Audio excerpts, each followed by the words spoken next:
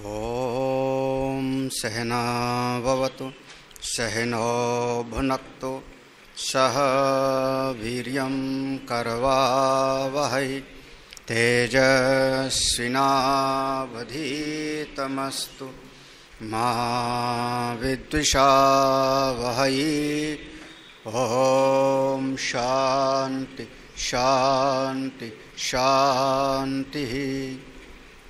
ॐ शन्नो मित्रः शं वरुणः शन्नो भवत्वर्यमा शन्न इन्द्रो बृहस्पति शन्नो विष्णुरुक्रमः। नमो ब्रह्मणे नमस्ते वायो त्वमेव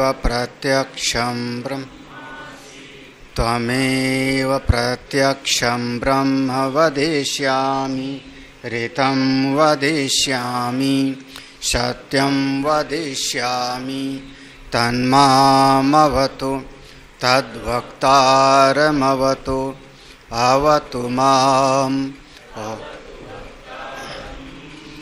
ॐ शान्ति शान्ति शान्तिः। शङ्करं शङ्कराचार्यं केशवं बादरायणं सूत्रभाष्यकृतौ वन्दे भगवन्तो पुनः पुनः। ईश्वरो गुरुरात्मेति मूर्तिभेदविभागिने व्योमवद्व्याप्तदेहाय दक्षिणामूर्तये नमः। सदाशिवसमारम्भां शङ्कराचार्यमध्यमाम् अस्मदाचार्यपर्यन्तां वन्दे गुरुपरम्पराम्। श्रुतिस्मृतिपुराणानाम् आलयं करुणालयं नमामि भगवत्पादं शङ्करं लोकशङ्करम्। ब्रह्म विदाप्नोति परं तदेशाभ्युक्ता बृहत्मत्वात् ब्रह्म। ब्रह्म का एक पंक्ति में लक्षण दिया जो सबसे बड़ा है, बृहत्मत्वात् ब्रह्म। उस ब्रह्म का ज्ञान ही उसकी प्राप्ति है, ब्रह्म स्वरूप का बोध ही उसकी उपलब्धि है। जब तक पंच महाभूतों से बना हुआ शरीर इत्यादि में आत्मभाव है और शरीर आदि में आत्मभाव के कारण चित्त वृत्ति बहिर्मुखी है, तब तक अपना स्वरूप का बोध नहीं होता। तो हम कह देते हैं कि उस स्वरूप की अनुपलब्धि है, लेकिन अनुपलब्धि नहीं है, वो अपना स्वरूप ज्यों का त्यों है, केवल उसका बोध नहीं हो रहा है। जब चिंतन मनन किया, श्रवण मनन किया, तो वह विस्मृति जो हुई थी शरीर आदि में आसक्त होने के कारण, वह विस्मृति हट गई, अविद्या हट गई। बाकी स्वरूप जैसे पहले था वैसे अब भी है। जो स्वयं प्राप्त है उसकी मान लो प्राप्ति हो गई। ब्रह्मवित् आपनोति परम। उस परम तत्व को जो सर्वांतर्यामी है, सर्वव्यापक है, उसको प्राप्त कर लेता है। अब यहाँ से एक विचार का एक नया विषय है, तदेशाभ्युक्ता। तत तस्मिन् एव ब्राह्मण वाक्य उक्ते अर्थ एष ऋक् अभ्युक्ता आमनाता।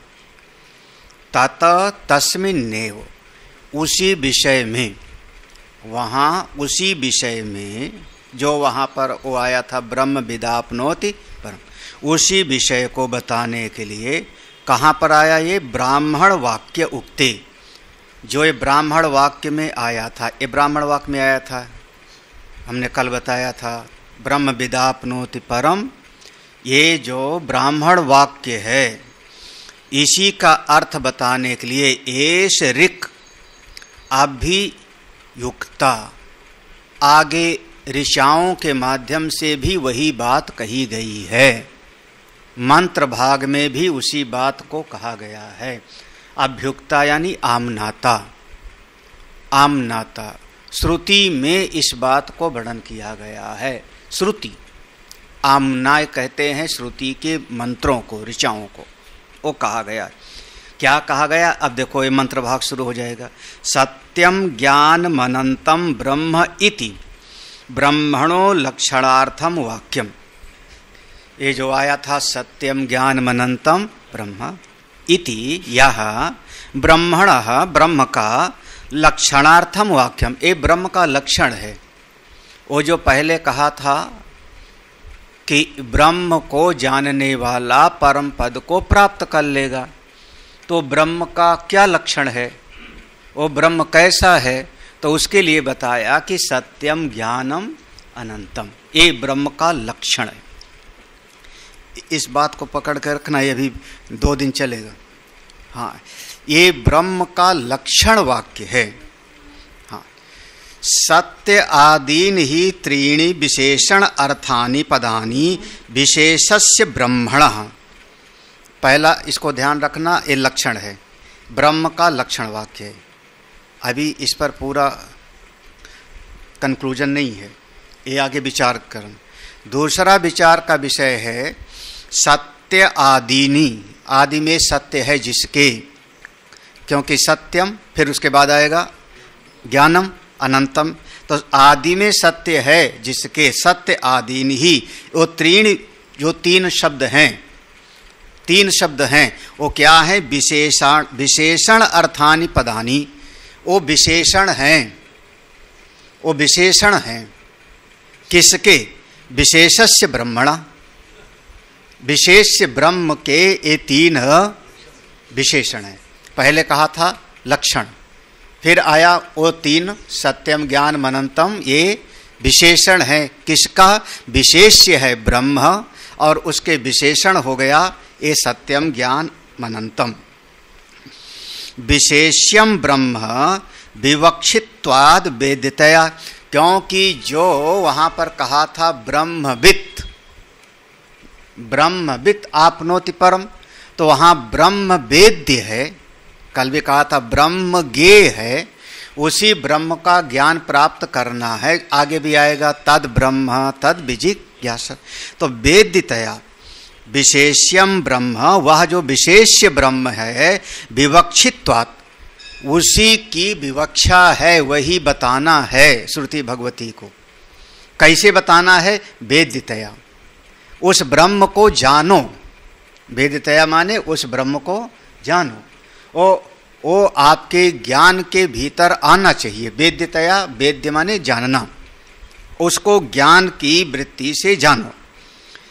वेदत्वेन, वेद्यत्वेन यतो ब्रह्म प्राधान्येन विवक्षितम तस्माद् विशेष्यम विज्ञेयम।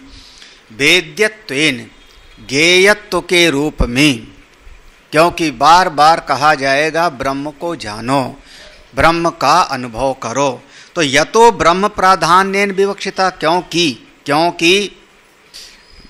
वेद्यत्वेन यतो ब्रह्म प्राधान्येन विवक्षितम, यतः क्योंकि वेद्यत्वेन, जो यह वेद्य के रूप से, ज्ञेय के रूप से ब्रह्म का विवक्षित है, बताना वहाँ पर इच्छा है, यही बताना हमारी इच्छा है श्रुति भगवती को। प्राधान्येन, प्रधान रूप से उस ब्रह्म को जानना चाहिए, यही बताना विवक्षित है, यही बताना हमारा उद्देश्य है। इसलिए तस्माद्, इसलिए विशेष्यम विज्ञेयम, वही विशेष तत्व को जानो, विशेषण को नहीं। जानो किसको? विशेष्य को। तरीका क्या होगा? विशेषण के माध्यम से जानो, विशेषण के माध्यम से जानो किसको? विशेष्य को। और वह जिसको हम जानना चाहते हैं वही विवक्षित है। जैसे हमने कहा कि गाय ले आओ, गाय ले आओ। अब वो व्यक्ति जब गौशाला में गया तो 100 गायें थीं, 100 गायें हैं तो कौन सी गाय लाए? अब वो भ्रम में पड़ा। तो हमने विशेषण बताया, जो दूध देने वाली है, बछड़े के साथ है, बछड़ा जिंदा है उसका, बछड़े के साथ है, दूध देने वाली है, सफेद कपिला है, उसको ले आओ। तो हमने 3 विशेषण बताए। हाँ, दूध देने वाली हो, इतना कहने से उचित नहीं होगा, क्योंकि कई बार बच्चा मर जाता है फिर भी गाय है दूध देती है। तो हमने कहा बछड़े के साथ हो, फिर हमने कहा कपिला गौ। तो अब ये जो 3 हमने विशेषण दिया, ये 3 विशेषण से विवक्षित क्या है हमारा? उस विशेष गाय को ले आओ। अब ये नहीं कि पकड़ करके आप बछड़े को पकड़ के बैठ जाओ। बछड़ा हमने कहा था विशेषण, दूध हमने कहा था वो विशेषण। हमने कहा था दूध देने वाली को, तो आप 1 बाल्टी दूध लेके आओ है। बोले आपने कहा था ना दूध है तो चाहिए आपको, गाय को क्या करोगे? आपने कहा था दूध देने वाली गाय को लाओ, और आप 1 बाल्टी दूध लेके आ गए। तो आपने सोचा स्वामी जी ने दूध देने वाली गाय को कहा तो दूध चाहिए होगा, तो आपने विशेषण लाके मेरे सामने रख दिया। और हमारी विवक्षा क्या थी? मेरी विवक्षा क्या थी? मेरे कहने का भाव था दूध नहीं बल्कि दूध देने वाली गाय को लेके आओ। वैसे ही ये 3 विशेषण हैं और ब्रह्म विशेष्य है। बताना श्रुति भगवती को विशेषण को नहीं बताना है। नहीं तो आप जैसे हमने कहा दूध ला करके रख दिया, बछड़ा ला के रख दिया। बताना श्रुति भगवती को विशेष ब्रह्म तत्व को है। अतः इसलिए अस्माद विशेषण विशेषत्वाद एव सत्यादीन एक विभक्ति अंतानि पदानि समानाधिकरणानि। इसलिए अस्माद इस पंक्ति में कौन से, जो जिसमें 4 शब्द आ रहे हैं, सत्यम, ज्ञानम, अनंतम, ब्रह्म, 4 शब्द हो गए। तो ये चारों में बहुत ध्यान से समझना, चारों में नपुंसक लिंग है। ये चारों नपुंसक लिंग है और चारों एक विभक्ति में प्रयोग है। सत्यम, ज्ञानम, अनंतम, ब्रह्म, ये चारों नपुंसक लिंग है और एक विभक्ति में ये चारों शब्द प्रयोग किया गया है। तो एक मन में संशय होगा कि जब चारों विभक्ति में एक ही है, एक ही नपुंसक, तो ब्रह्म को भी क्यों न विशेषण मान ले हम? भाई हाँ, तो अगर 3 शब्द हैं, तीनों में एक वचन है, एक विभक्ति है और नपुंसक लिंग है, और ब्रह्म में भी नपुंसक, ब्रह्म नपुंसक लिंग का है, इसलिए ब्रह्म न पुरुष है न स्त्री है। हाँ, किन्नर भी नहीं है वो। हाँ, ब्रह्म पुरुष नहीं है, स्त्री नहीं, मतलब तुम लोग भी ब्रह्म नहीं हो, तुम लोग भी ब्रह्म नहीं हो, चलेगा। हाँ, क्योंकि ब्रह्म पुरुष भी नहीं है और स्त्री भी नहीं। ब्रह्म कौन सा? नपुंसक लिंग का शब्द है। तो ये चारों शब्द नपुंसक लिंग के हैं, एक विभक्ति में है, तो क्यों ना चारों को भी विशेषण मान ले हम। आप ये क्यों कह रहे हो कि 3 विशेषण है और एक विशेष्य है? ये पूरा प्रसंग समझना। इस पैराग्राफ का मूल भाव ये 3 पद विशेषण है और एक ब्रह्म विशेष्य है। इसलिए अतः अस्मात् विशेष, क्योंकि विज्ञेय के रूप में, वेदत्वेन के रूप में किसको बताया गया है? सत्य को जानो, ऐसा नहीं कहा गया है। हाँ, ज्ञान को जानो ऐसा नहीं कहा गया, अनंत को जानो ऐसा नहीं कहा गया। वेदत्वेन किसका निरूपण किया गया है? तद ब्रह्म तद विजिज्ञासस्व, उस ब्रह्म को जानो, उसी का ज्ञान प्राप्त करो। अतः अस्मात् इसलिए इस प्रसंग में विशेषण विशेषत्वात्, यहाँ विशेषण विशेष्य का भाव है। किसमें? सत्यादीनि एक विभक्ति अंतानी, सत्य आदि में एक ही विभक्ति में है, समानाधिकरण है। समानाधिकरण माने सबका एक विभक्ति में वर्णन है, समानादि। जैसे आप लोग पृथ्वी पर बैठे हो, सब जमीन पर बैठे हो, तो सबका हो गया क्या? समान। तो ये चारों पद एक में, इसमें विशेषण विशेष्य का भाव आपको समझना है। सत्यादि भी त्रिभी ही विशेषणैहि विशेष्यमाणं ब्रह्म विशेष अंतरेभ्यो निर्धार्यते। अरे सत्य आदि, ये सत्य आदि जो त्रिभी विशेषण, तीन विशेषण हैं, त्रिभी विशेषण तीन विशेषण हैं, उनके द्वारा विशेष्यमाण जो ब्रह्म है, जो ब्रह्म विशेष्य है, उसी का अन्यत्र रूप से विशेष अंतरेभ्यो, उसी का अन्यत्र भी निर्धारण किया गया है।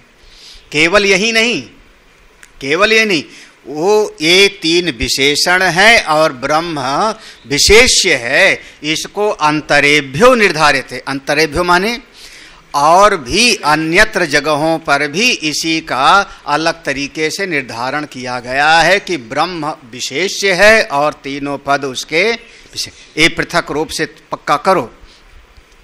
एवं ही तज ज्ञानम भवति यद अन्येभ्यो निर्धारितम।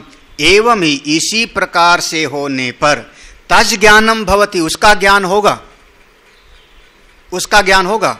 यत अन्येभ्यो, जिसका अन्यत्र भी, जिसका अलग करके पृथक रूप करके अन्यत्र भी निर्धारितम, जिसका निर्धारण किया गया है। केवल एक ही उपनिषद नहीं ना, हमारे सामने तो 10 उपनिषद है ना, और 10 उपनिषद में अगर संगति नहीं लगती तो फिर आपने अभी ठीक तरीके से शास्त्र के अर्थ को नहीं समझा। इसीलिए गीता अगर पढ़ना है तो एक अध्याय से संगति नहीं लगेगी, भगवान भाष्यकार उस पर आधार लेंगे।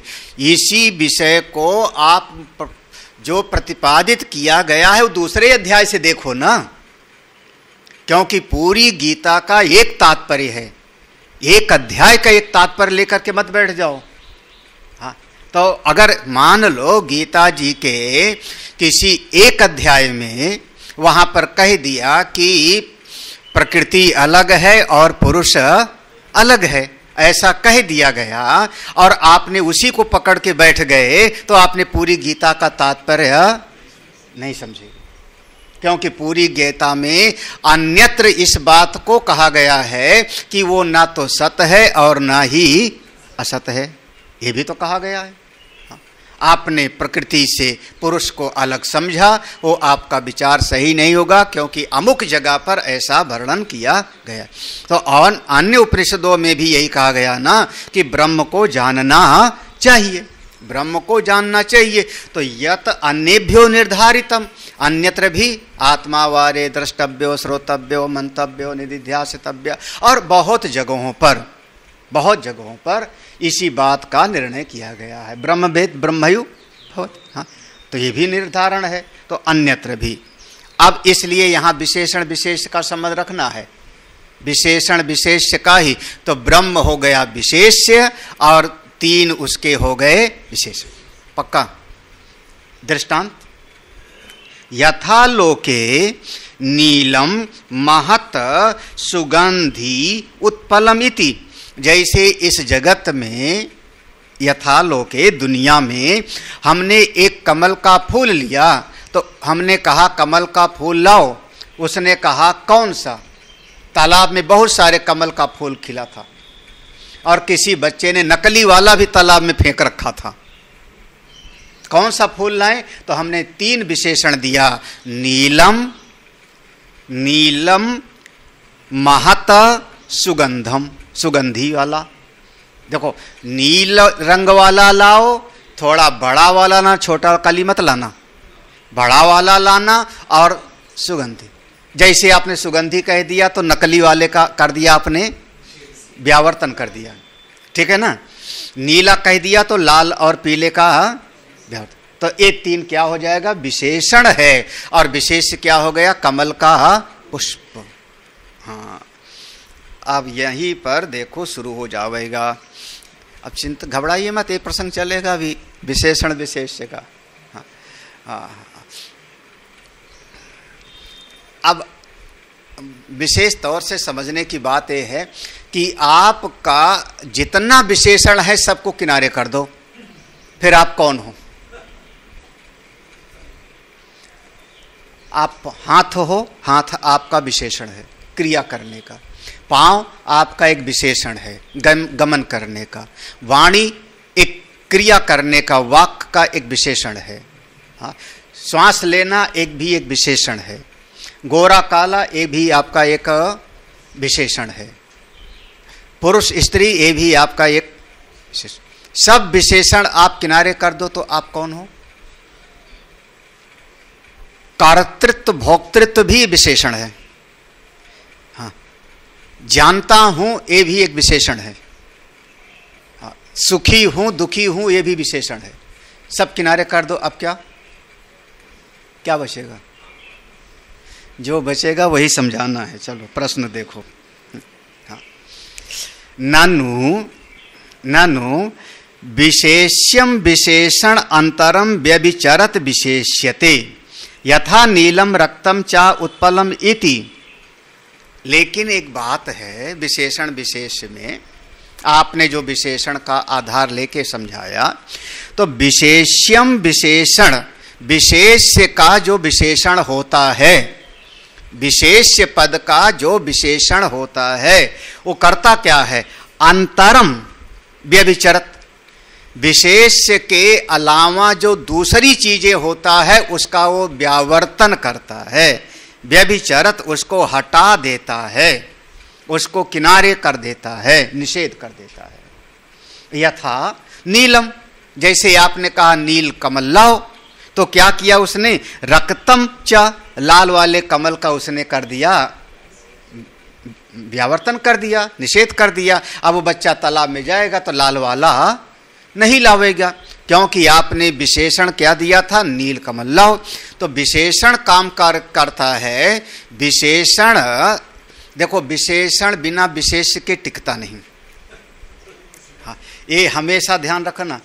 विशेषण किसी न किसी विशेष पर ही टिका होता है। हाँ, गुण द्रव्य आश्रयत्वम। हाँ, ये गुण क्रिया आश्रयत्वम द्रव्यत्वम। हाँ, ऐसे शब्द प्रयोग होंगे। ये न्याय दर्शन का सूत्र होगा। गुण क्रिया आश्रय, जैसे द्रव्य है, द्रव्य की क्या परिभाषा होगी? तो कहा गुण क्रिया आश्रयत्वम द्रव्यत्वम। अब एक गुड़हल का फूल हमने लिया, गुड़हल का फूल लिया, इसके जो विशेषण हैं वो एक विशेष पर ही टिका होता है। किस पर? पुष्प पर, पुष्प पर। अब हमने उसके लक्षण आदि को, विशेषण को देख के हमने पक्का किया कि ये गुड़हल का फूल है, एक कल खिला था आज मुरझा गया, ये विशेषण हो गया। तो विशेषण हमेशा विशेष पर ही टिका होता है। ठीक है, पहली बात समझना। अब वो विशेष का जो विशेषण है, वो विशेषण किसी दूसरे से उसको अलग करेगा। हाँ, देखो एक सीधा सा है, सभी लोग प्रबुद्ध लोग बैठे हो, बच्चे नहीं हो कोई। हमने एक डॉक्टर से पूछा, गांव में लोग, दाई लोग जो आती थी उनसे पूछते रहे होंगे, बच्चा पैदा हुआ सबसे पहला काम क्या करती थी वो दाई? डॉक्टर क्या करेगी ना? अभी आप लेबर रूम में गए नहीं हो, मैंने देखा है लेबर रूम। हाँ, आप गए नहीं हो। हाँ, नाड़ी तो पहला चेक करेगी कि लड़का है कि लड़की है। पागल लोग। हाँ, जिंदगी बीत गई तुम लोगों का। हाँ, यार जो है बुढ़ा गए हो तुम लोग। लड़का है कि लड़की है? हाँ, उसके लिए उसका जो है पहचान है ना, क्योंकि उस समय दाढ़ी मूछ नहीं है ना बच्चे। क्या चेहरा से तो सब बच्चे एक जैसे हैं, एक लिंग है, हाँ हाँ, योनि है कि लिंग है, उससे पहचान लिया तो क्या हो गया? वो विशेषण, वो विशेषण है। और तब वहीं से देखो, वो विशेषण है, पहचाना किससे? अब क्या किसको पहचाना? ये बालक है अथवा बालिका, देखो है ना। तो विशेषण सदैव विशेष पर टिका होता है हमेशा। और जो विशेषण होगा, देखो अब विशेष का जो विशेषण होगा वो अन्यों का वहां से निषेध कर देगा। हमने कहा गुड़हल का फूल लाओ तो चमेली का किनारे हो गया। तो क्या किया आपने? वो जो फूल था विशेषण गुड़हल शब्द, उसने अन्य का व्यावर्तन कर दिया। चलिए, हाँ, अब इतना नहीं समझाने की जरूरत होती भाष्य पढ़ाने में। यदा ही, अब देखो, अब बड़े ध्यान से यही प्रश्न है। इतना तो उसने पूछने वाले ने अपनी बात रखी है, तर्क। अब उसका प्रश्न है, यदा ही अनेकानि द्रव्याणि एक जातीयानि अनेक विशेषण योगीनि च तदा विशेषणस्य अर्थवत्वम्। यदा ही, जब कभी, अनेकानि द्रव्याणि, कई चीजें होवें, अनेकान द्रव्याणि माने कई चीज होवें, हाँ कई चीज, और कैसी? एक जाति, यानी एक ही जात की कई चीज होवें। इसको समझिए, सजाति भेद। गाय हमने कहा ना, सफेद गाय लाओ, तो कब कहा? जब एक ही गाय जात की वहां 50 गायें थी, तब तो आपने कहा ना। आपका शब्द कब काम करेगा? जब वहां 40 गायें थी, तो जिस गाय को आप संबोधित करना चाह रहे हो उस गाय के अलावा भी उसी जात की, घोड़ा नहीं, हाँ, उसी जात की गायें और वहां पर थी ना। देखो, यदा ही अनेकानि द्रव्याणि, जब अनेक द्रव्य होंगे और एक जाति यानी एक ही जाति की, तो अनेक विशेषण योगिनी, तब वहां पर विशेषण के द्वारा, वहां पर विशेषण के द्वारा उस विशेष्य को बताना, वो विशेषण से अर्थवत्वम, उसकी सार्थकता होगी। हाँ, उसकी सार्थकता कब होगी? जब वहां पर कई, अच्छा एक ही गाय है, कपिला गाय एक ही गाय है हमारी गौशाला में, हमने कहा गाय लाओ, सीधी सी बात है ना। हाँ, तो लेकिन कब है? वहां पर 50 गायें हैं। अब बच्चा कंफ्यूज हो रहा है, तब आपने विशेषण का वहां पर उपयोग किया। उसी प्रकार जब एक ही जाति के अनेक चीजें होंगी, तब विशेषण के द्वारा विशेष तत्व को हम लक्षित कराते हैं, जिससे उसके अन्य का वहां पर होता है व्यावर्तन। ये आत्मा जिसको ब्रह्म कह रहे हैं, उसमें कितना ब्रह्म है? देखो, अब समझिए प्रश्न, ब्रह्म कितना है? 2-4 ब्रह्म है भाई। आपने कहा सत्यम, ज्ञानम, अनंतम, ये 3 विशेषण है और ब्रह्म उसका विशेष्य है। तो इसका मतलब दूसरा ब्रह्म होगा जिसका कोई और विशेषण होगा, तीसरा ब्रह्म होगा जिसका कोई, जैसे गाय है, लाल गाय, नीली गाय, पीली गाय, हाँ, तो कितने ब्रह्म है फिर? देखो, ये प्रश्न है, ना ही एकस्मिन एव वस्तुनि विशेषण अंतर योगात, क्योंकि एक ही माने क्योंकि एकस्मिन एव वस्तुनि, जब एक ही वस्तु है, एक ही तत्व है, तो विशेषण अंतर योगात, जब एक ही वस्तु है तो दूसरा कोई विशेषण तो वहां पर दूसरी चीज है ही नहीं जिसका कोई विशेषण बता के उससे उसको पृथक किया जावे। तो वहां तो एक ही तत्व है। नहीं समझे? दृष्टांत समझ लो। यथा असौ एक आदित्य इति, एक ही सूर्य है। सूर्य का स्वभाव क्या है? अब विशेषण क्या दिया सूर्य का? क्या प्रकाश, क्या विशेषण दोगे? हाँ, दूसरे सूर्य का व्यावर्तन करना हो तो आप सूर्य का विशेषण दो।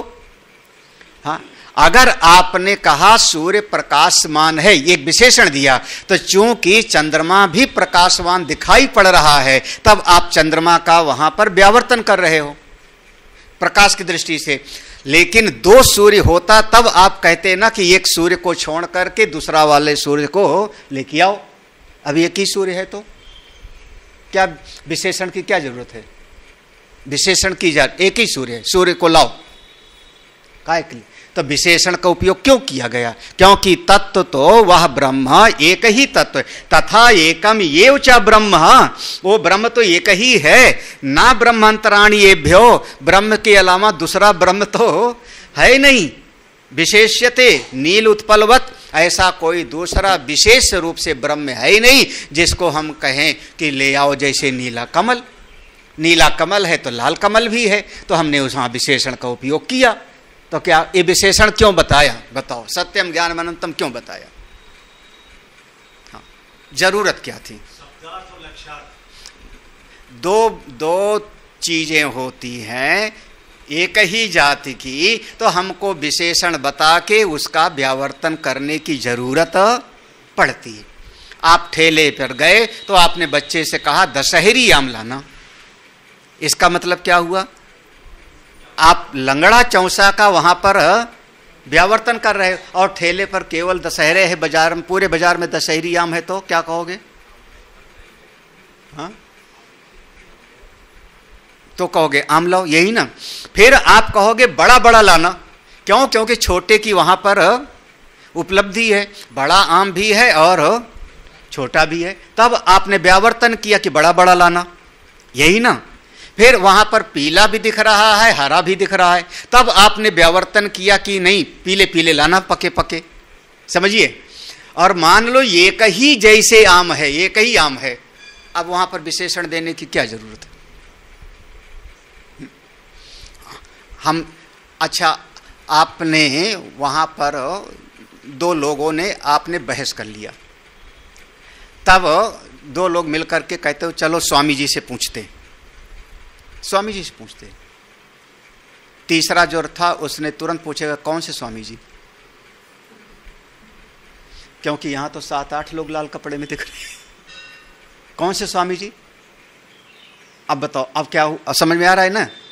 चूंकि अन्य दूसरे स्वामी जी वहां पर हैं, तब आपने कोई विशेषण दिया कि चश्मा वाले स्वामी जी, गुरु जी, यही ना, समझिए आप, तब आपने दिया। और मान लो ये लाल कपड़े वाले यहां ना होते, कोई वक्त, और आप 10 लोग हो, कोई बहस हो गई, चलो स्वामी जी से पूछे, अब विशेषण देने की क्या जरूरत थी?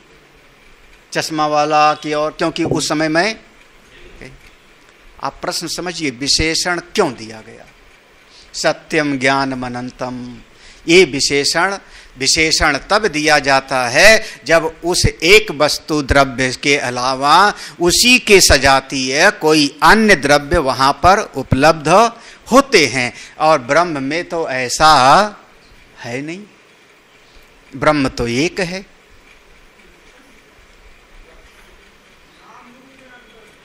नाम रूप दो होंगे तब उसका व्यवहार होगा ना। नाम रूप कब? जब देश काल वस्तु से परिचिन होगी। नाम की जरूरत क्यों है? क्योंकि दूसरे की सत्ता है, दूसरे से व्यावर्तन करने के लिए, पृथक करने के लिए एक नाम देते हैं हम। एक लल्लू राम है या कल्लू राम है, क्यों नाम दिया? क्योंकि समाज में 50 लोग हैं, अगर एक ही होवे तो, पूरे गांव में एक ही आदमी है, अब नाम की क्या, एक ही आदमी है, अब नाम की क्या जरूरत है बताओ? हाँ, कठिन लग रहा है। हाँ, वो अलग चीज है। हाँ, फिलहाल ये इस प्रसंग से भटकना नहीं है। हाँ, प्रसंग है विशेषण क्यों दिया गया। अगर आप कहते हो 3 पद वो विशेषण हैं और ब्रह्म विशेष्य है, तो विशेषण और विशेष्य का जहां पर संबंध होता है अन्यों से उसका पृथक करने के लिए होता है, और वो सजाति को जो अलग करता है। लेकिन यहां ब्रह्म का सजाति कोई और अन्य तो है नहीं, तो क्यों दिया गया? अगर कोई फटाफट बोल देवे कि हाँ, तो देखो अब सिद्धांत समझिए ना, ये तुम जो कह रहे हो ये बात तुम्हारी बहुत उचित नहीं है। लक्षण अर्थत्वाद विशेषणा नाम ना अयम दोषः। भाई देखो ये सूत्र है, ये जो 3 पद हैं लक्षणार्थत्वाद विशेषणा नाम, यहां जो विशेषण दिया गया है सत्यम ज्ञानम अनंतम, ये ब्रह्म का लक्षण है। अभी किसी ने बोला था, अभी किसी ने लक्षण शब्द बोला था, और शुरुआत में भी इसके प्रारंभ में भी शायद आया था, कहीं पर आया था कि ये तीनों जो है ये ब्रह्म का लक्षण, कहीं पर आया था।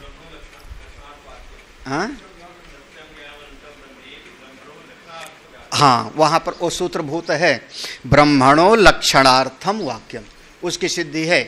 तो कह रहे हैं लक्षणार्थत्वाद, ये ब्रह्म का विशेषण बन करके उसको लक्षित कर रहा है, लक्षण है उसका, इसीलिए इसमें कोई दोष नहीं। विशेषण बन करके लक्षित करने के कारण इसमें कोई दोष नहीं, साधक को दिखाना है। उसने पूछा क्यों दोष नहीं है महाराज, कस्मात, ये पूर्व पक्षी कह रहा है कस्मात क्यों दोष नहीं है। ये पूर्व पक्षी हमेशा कहता है, जो प्रश्न करने वो कहता है आप जो कहते हो सब सही, मैं जो कहता हूं उसमें तुमको नखर जाते हैं।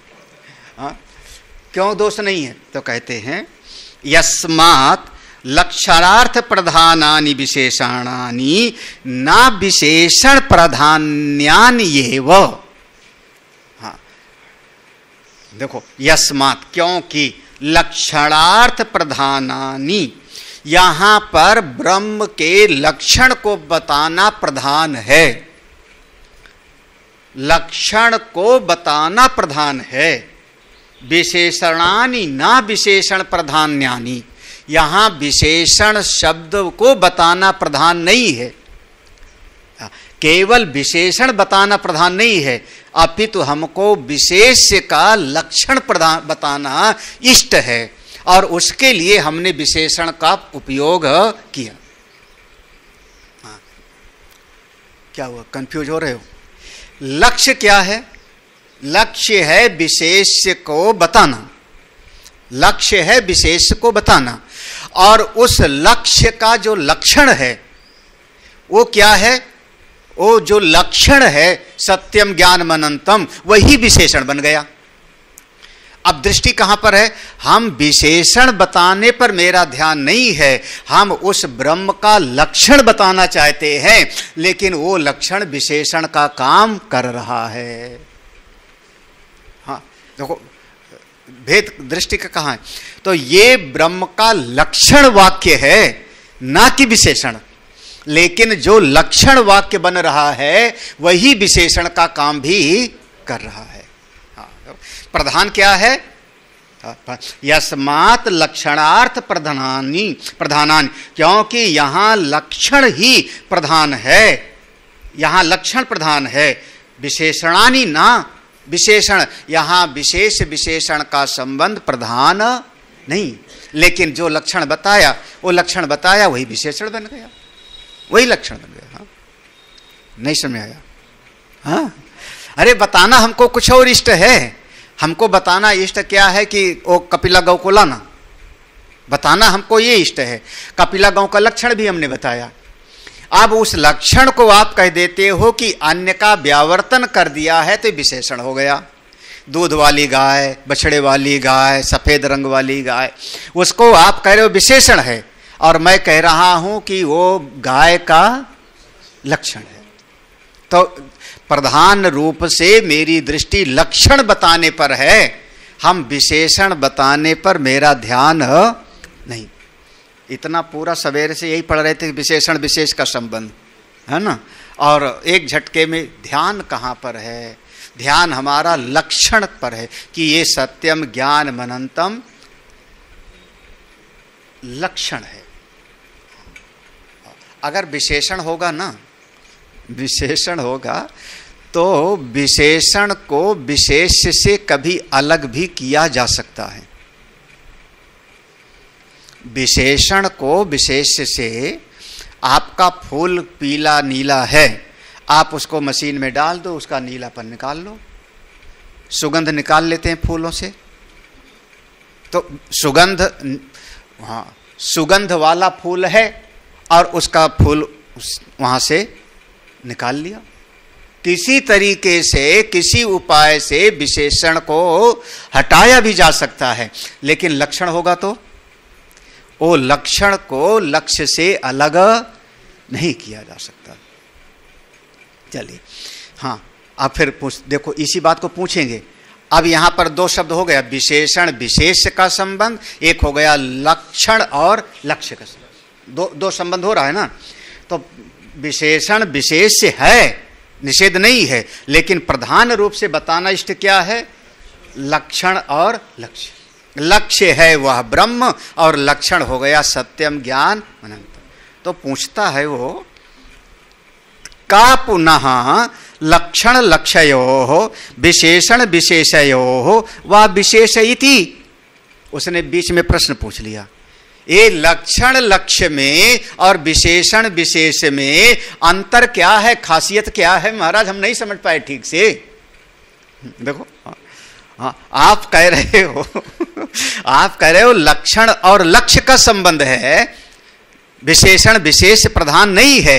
तो ये लक्षण लक्ष्य में और विशेषण विशेष में फर्क क्या है, कैसे हम अलग करें?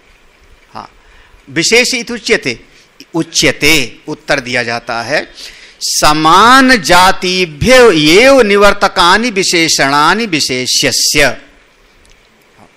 अब ये बहुत सटीक पंक्ति है। समान जातिभ्य, एक ही जाति के जब अनेक वहां पर हैं, समान जाति माने एक ही जाति, यहां पर सजाति भेद होगा। जब एक ही जाति के अनेक वहां पर हैं तो अन्यों का निवर्त करके हमने एक को बताया तो उसका नाम होता है विशेषण। विशेषणानि विशेष्यस्य। हाँ, अरे वही समझो ना, हमने कहा कपिला गौ, तो वहां पर शब्द क्या प्रयोग किया आपने? अब गाय अनेक है ना, अनेक गाय है ना, तो अन्य गायों से उसको हमने कर दिया पृथक। यहां पर संबंध क्या बन गया? विशेषण और विशेष। हाँ, हाँ, स्वगत भेद की बात तो आएगी नहीं, लेकिन विजाति भेद और सजाति भेद।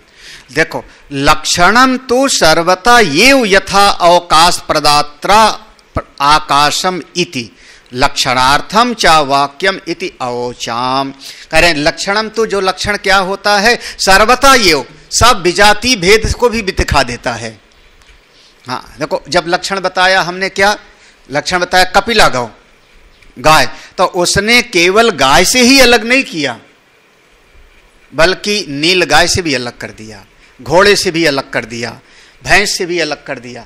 लक्षण जो होता है अन्य जितने हैं उन सब से पृथक कर देगा, और विशेषण केवल अपने समान जाति चीजों से ही उसको पृथक करके बतावेगा। बिल्कुल व्यापक हो जाएगा। हाँ, हाँ, वो व्यापक हो जाएगा। तो लक्षण वो होगा जो अन्य से भी उसको पृथक कर, जैसे हाँ, हाँ, जैसे हमने कहा अनेक पुरुष लोग बैठे हो, अनेक पुरुष लोग बैठे हो, तो इसमें हमने कहा कि जो है सफेद वस्त्र वाले को लाओ, सफेद वस्त्र वाले को लाओ। हाँ, तो सफेद वस्त्र वाले कई बैठे हुए हैं, तो हमने एक विशेषण बताया, सफेद वस्त्र वाला एक विशेषण बताया, तो सबसे पृथक नहीं हुआ। फिर हमने कहा चश्मे वाले को लाना, तो उसमें कुछ और छट गए, यही ना। फिर हमने कहा सफेद बाल वालों को लाना, कुछ और छट गए, तो विशेषण बताते बताते हमने उनमें से सबको अलग कर दिया। लेकिन हमने ये कहा मनुष्य नहीं, पुरुष को लाना। अब क्या किया हुआ? अब स्त्री से भी आपने उसका किनारे कर दिया, पशु आदि से भी आपने किनारे कर दिया, देवता दैत्य से भी किनारे कर दिया, तो यहाँ विजाति भेद का भी निषेध कर दिया। विशेषण विशेष सजाति भेद का निवर्तक है, और लक्षण लक्ष्य जो होगा वो लक्षण सजाति विजाति दोनों का वहाँ पर निवर्तक हो जाता है। अब इतना तो अकल लगाओ समझने में। हाँ, ये हमारे अभिषेक को बड़ा शौक था, भाष्य पढ़ाओ स्वामी जी। हाँ हाँ, तो समझो यथा, शायद भगवान भाष्यकार को लगा कि चाहे जितना कोई समझावे तुम लोग समझोगे नहीं। तो देखो, लक्षणम तु सर्वतः एव यथा अवकाश, जैसे दृष्टांत देखो, यथा अवकाश प्रदात्र आकाशम इति। आकाश किसको कहते हैं? आकाश किसको कहते हैं? अब यही गड़बड़ हो, ये तुम एक विशेषण बताए, क्योंकि व्याप्य व्यापक भाव जो होता है, व्याप्य व्यापक भाव, इसमें क्रमशः छोटा बड़ा हो जाता है। एक घड़े के भीतर जितना आकाश है उसकी बजाय मठाकाश व्यापक हुआ कि नहीं? हाँ, घट के आकाश की बजाय मठाकाश व्यापक हो गया ना। मठाकाश की बजाय भारतवर्ष का आकाश व्यापक हो गया। दूसरे वाले ने बाधा बरदाना दी, हमारे आकाश में मत उड़ना तुम जहाज लेकर के है ना। तो आपने जो आपने विशेषण दिया, क्या विशेषण दिया? व्यापक। और व्याप्य व्यापक भाव में क्रमशः निरंतरता है, आगे पीछे छोटा बड़ा है, इसलिए यह पूरी तरह से ये आकाश का निरूपण नहीं हुआ। आकाश का एक जो लक्षण क्या हो जाएगा? अवकाश प्रदाता, जो सबको जगह देवे, चाहे पाकिस्तान, चाहे ईरान, चाहे यूक्रेन और चाहे रसिया, चाहे स्वर्गलोक, चाहे यक्षलोक, गंध, सबको देखो अवकाश प्रदाता है ना, खाली जगह सबको अपने भीतर समा लेवे, उसका नाम क्या होगा? शब्द का वो संचरण, अगर ये शब्द का संचरण होगा वही, हाँ वो भी होगा, चलो ठीक है। लक्षणार्थम च वाक्यम इति, बस एक देखो, तो अब विशेषण विशेष्य और लक्ष्य और लक्षण, ये दो वृत्ति से हो गया। सत्यम ज्ञान मनंतम, ये तीनों विशेषण भी है, ब्रह्म उसका विशेष्य है, ब्रह्म विशेष्य है समझने के लिए। लेकिन प्रधान रूप से जो श्रुति बताना चाह रही है, सत्यम ज्ञान मनंतम, ये तीनों लक्षण है किसका? ब्रह्म का। ब्रह्म जो है लक्ष्य है और तीनों लक्षण है। लक्षणार्थम चा वाक्यम इति अवोचाम। तुम भूल गए हो, हमको याद है पहले हमने कहा था ये तीनों वाक्य क्या हैं? लक्षणार्थ हैं। पहले शुरुआत में जहाँ से शुरू किया था, हाँ हाँ, ब्रह्म इति सत्यम ज्ञान मनंतम ब्रह्म इति ब्रह्मणो लक्षणार्थम वाक्य। ये विशेषण विशेष बीच में आ गया था विचार में, अन्यथा ये क्या है? ब्रह्म का लक्षण है। कौन? सत्यम ज्ञानम अनंतम ब्रह्म, ये तीन का। यहाँ एक ये चलिए एक प्रसंग, ये यहाँ पर एक एक विषय लिए हैं भगवान भाषा, ये विषय यहाँ पूरा हुआ। अब इसके बाद एक दूसरा प्रसंग है, हाँ, सत्यादि शब्दा न परस्परम संबंध्यते परार्थत्वात्, हाँ, विशेष्यार्था ही ते। कोई भी शब्द प्रयोग करते हो तो वो शब्द परार्थ होता है। शब्द जब प्रयोग करते हो कोई भी शब्द, तो वो शब्द हमेशा किसी दूसरे को किसी क्रिया में अथवा किसी उसके बोध के लिए आप शब्द का प्रयोग करते हो। परार्थ है, परार्थ माने दूसरे को किसी क्रिया में वो संयोजित करेगा, दूसरे को किसी वस्तु का बोध कराएगा। किसी को भी आप शब्द क्यों प्रयोग कर रहे हो? मैंने कहा सामने वाले को पानी लाओ, पानी। अब सामने वाले की चित्त वृत्ति में एक द्रव का बोध हुआ कि नहीं? हाँ, अगर सामने वाले की चित्त वृत्ति में उस द्रव का, जल का बोध नहीं होगा तो हमको पानी लेकर के नहीं। तो हमारे शब्द की प्रवृत्ति क्यों की गई? हमने दूसरे को उस चीज का बोध हो। आप एक शब्द ऐसा प्रयोग करो जिसका कोई किसी को आप उसका बोध ना कराना चाहते हो। कोई शब्द प्रयोग करके बताओ हमको। हाँ, हाँ, हाँ, क्यों नहीं बोल सकते हो? अरे राम, हम अकेले बैठे हैं, राम राम राम राम राम राम राम राम, है ना? हरे कृष्ण शब्द प्रयोग किया ना। ये शब्द आपने मुख से उच्चारण क्यों किया? क्यों उच्चारण किया? जरूरत क्या थी? क्योंकि हमारा ये शब्द जो हमने उच्चारण किया, ये शब्द अब हमारी बुद्धि में, समझिए, मुख ने उच्चारण किया, मुख उस शब्द का बोध नहीं प्राप्त करेगा। मुख ने शब्द का उच्चारण किया, लेकिन मुख को उस शब्द का अर्थ का बोध नहीं हो रहा है। उस शब्द का अर्थ का बोध किसको हो रहा है? बुद्धि को। देखो, बुद्धि को हो रहा है। तो क्या किया? इस मुख ने जो शब्द का उच्चारण किया, किसके लिए किया? बुद्धि में समझ आई कि मैंने मंत्र का जाप किया। अब इससे ज्यादा और क्या बताएं? हाँ, कोई भी शब्द होता है वो सब का सब परार्थत्वात्, सब कुछ, वो सूत्र था ना, संघातः परार्थत्वात्। हाँ, शब्द मात्र किसी अन्य का बोध कराने के लिए होता है। हाँ, अच्छा, जिस समय आपने जपा राम राम राम राम राम राम राम राम, श्री राम श्री राम श्री राम श्री राम,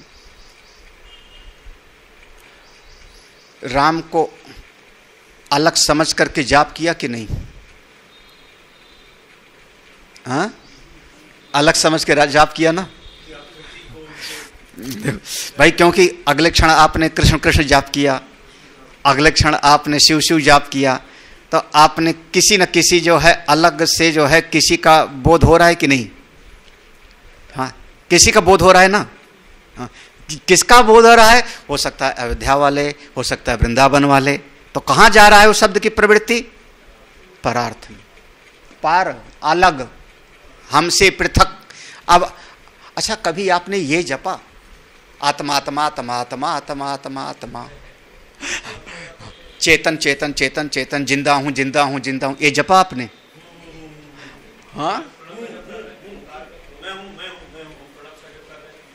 हाँ, जब ओंकार की उपासना कोई कर रहा है तो उस समय भी जो श्रुति के द्वारा ओम का अर्थ हमारी बुद्धि में धारित किया कराया गया है, श्रुति के द्वारा हमारी बुद्धि में ओम, अभी पढ़ा था इसमें उपासना का प्रसंग था।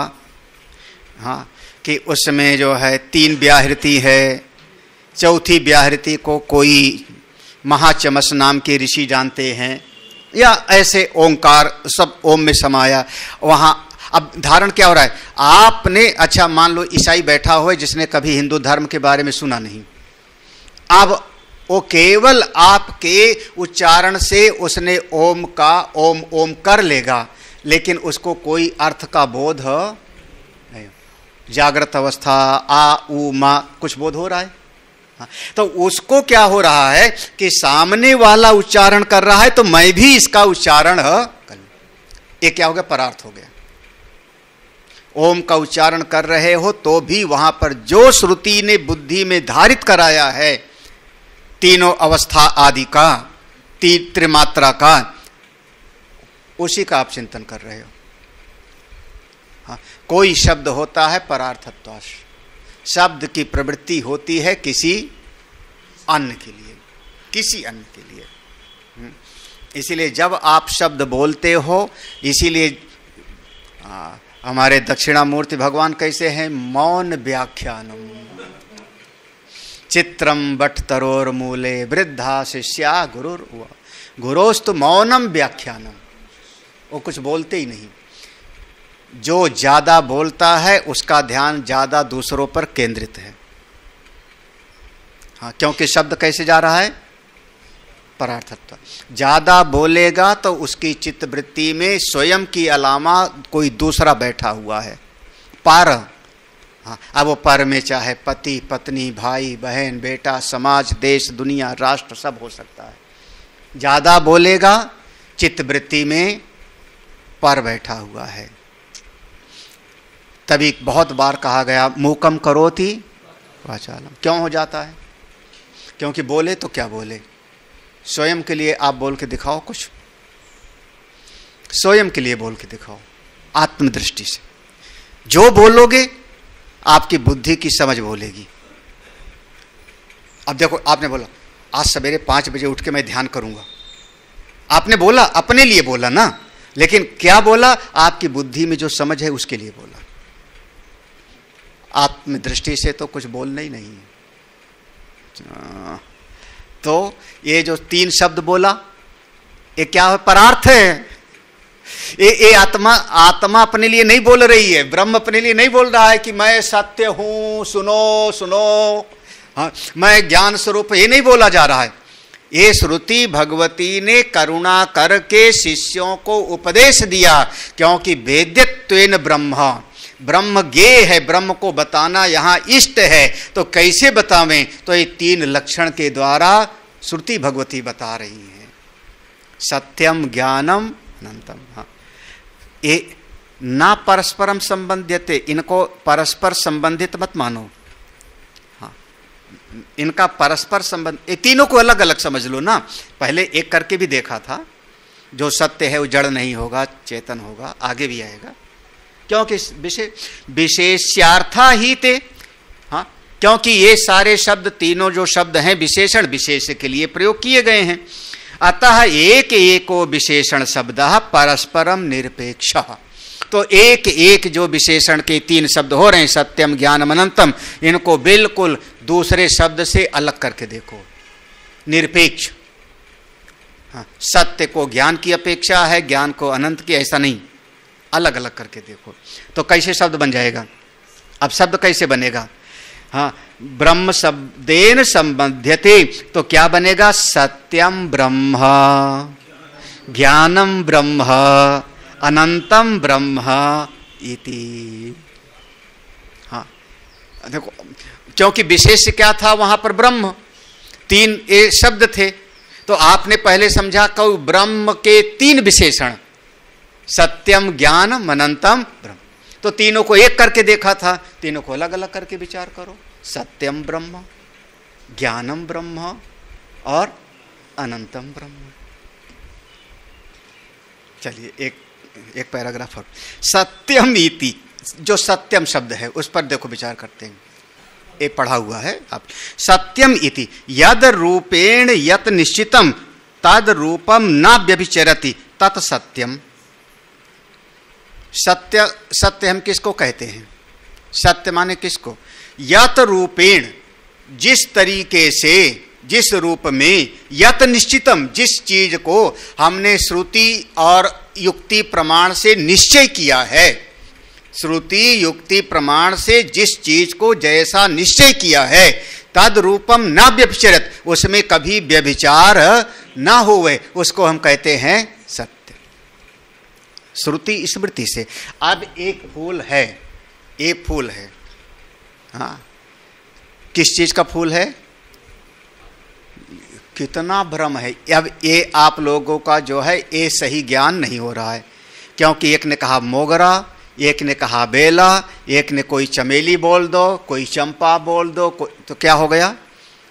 हाँ, अब इस फूल को चूंकि इसकी लता होती है, एक लता होती है, उसमें सफेद सा लगता है, और इसमें तीन प्रकार का जो है 3 लेयर होती है, पंखुड़ियां होती हैं, और ऐसा हमने स्कूल में पढ़ा था, स्कूल में पढ़ा था, और ऐसा हम आज बता रहे हैं। तो ये फूल है बेला का।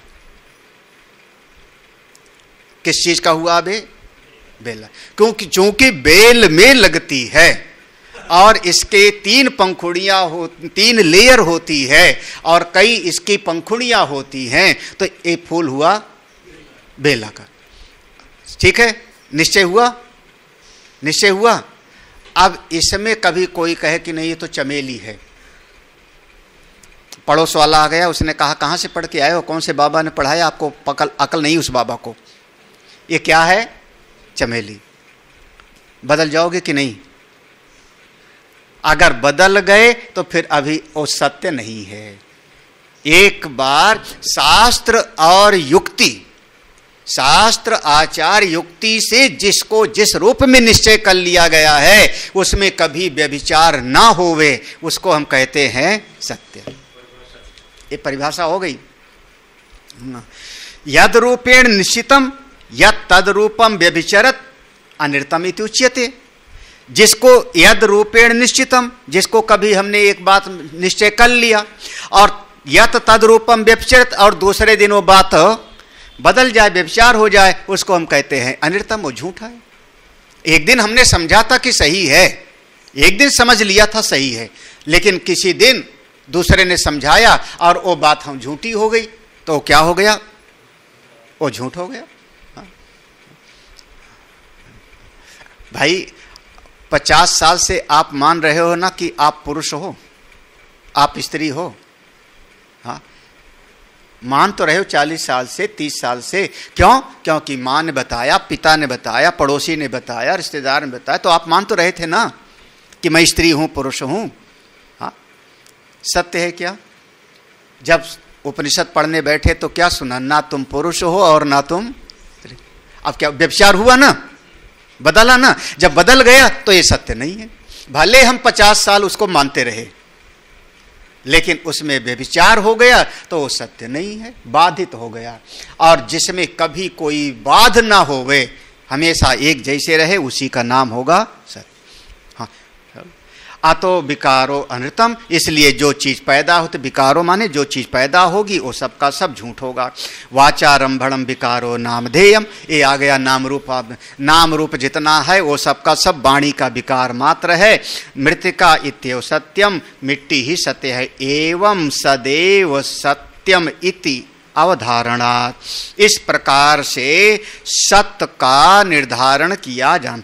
एवं सत्य एव सत्यम, देखो शब्द सत एव सत्यम, सत्य ही सत्य है।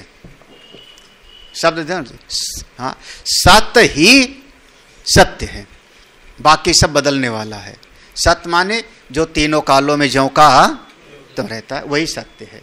इति अवधार अतः सत्यम ब्रह्म इति ब्रह्म विकारात निवर्ते। इसलिए जब हमने ये कहा सत्यम ब्रह्म, तो ब्रह्म से जितना कुछ कोई कहे कि परिणाम होके पैदा हुआ सृष्टि, वो सबका सब झूठ है। ये केवल वाणी का विकार मात्र है, ब्रह्म से कुछ पैदा नहीं। क्योंकि जो पैदा होगा वो नाम रूप होगा, नाम रूप विकार होगा, विकार में व्यभिचार होगा, वो बदल जाएगा। और ब्रह्म कैसा है? सत है, सत्यम ब्रह्म, जिसमें कभी कोई परिवर्तन नहीं।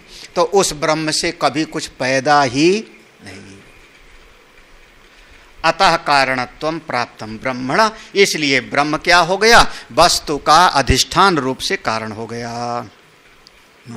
चलिए अब आगे जो है, हाँ, ज्ञानम ब्रह्म और अनंतम ब्रह्म, उसको कल पढ़ते हैं। ओम पूर्णमदः पूर्णमिदं पूर्णात् पूर्णमुदच्यते पूर्णस्य पूर्णमादाय पूर्णमेवावशिष्यते। ओम शांति शांति शांति। हरि ओम। श्री गुरुभ्यो नमः। हरि ओम।